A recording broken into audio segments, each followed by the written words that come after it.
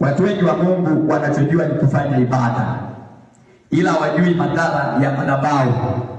Unaona eneo hili, ile eneo hili ambalo madhabahu ya Mungu inakaa na mhubiri anasimama pale.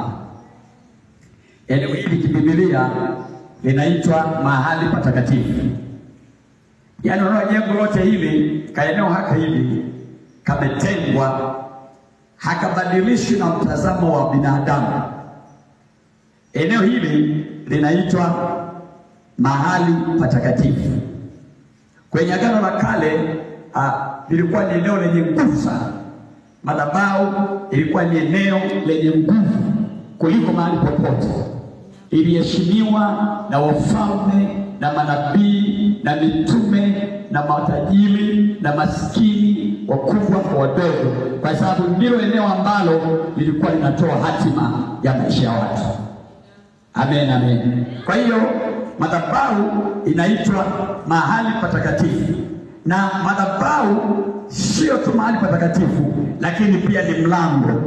Madhabahu ni mlango. Unaposikia kuna lango moja wazi mbinguni, sio ukapata picha nyingine. Unaposikia kuna lango moja wazi, maana yake anaongelea madhabahuni. Madhabahu ziko aina mbili. Kuna madhabahu ya ulimwengu wa roho mbinguni, na kuna madhabahu ya ulimwengu wa roho duniani. Kuna madhabahu ya ulimwengu wa roho kuzimu, na kuna madhabahu ya ulimwengu wa roho ya kuzimu duniani.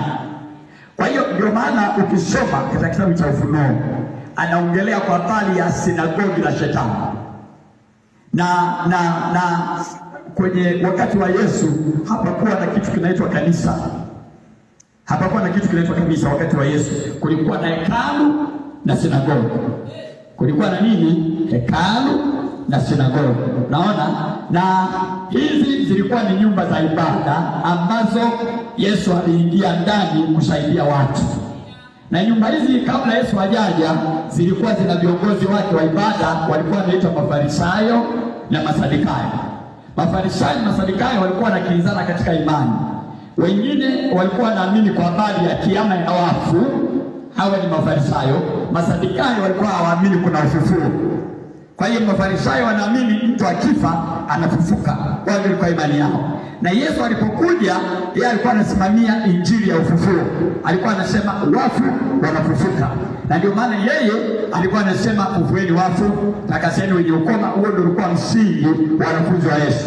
Ndio maana tunaona Mafarisayo wengi walimfuata, walimuona angalau imani yake Yesu inaendana na wao. Ndio maana tunaona kila mahali Mafarisayo wanamfuata, mpaka wakina Nikodemo wanamwambia, walikuwa ni walimu wa sheria Mafarisayo, wanamwambia na sisi tufanyeje tupate kuokoka? Bwana, na sisi ni Mafarisayo kama wewe, lakini wewe umezidi utakatifu. Unaona tofauti ya Mafarisayo wale na Yesu. Yesu alizidi utakatifu. Amen, amen. Lakini Mafarisayo wale wa kwanza kabla Yesu hajaja, wao walikuwa wanajifanya watakatifu lakini si watakatifu.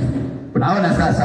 Kwa hiyo wao walikuwa walikuwa na mahekalu, naona, na masinagogi. Masinagogi yalikuwa ni ya Masadukayo wenyewe, walikuwa hawaamini kwa habari ya kiama ya wafu.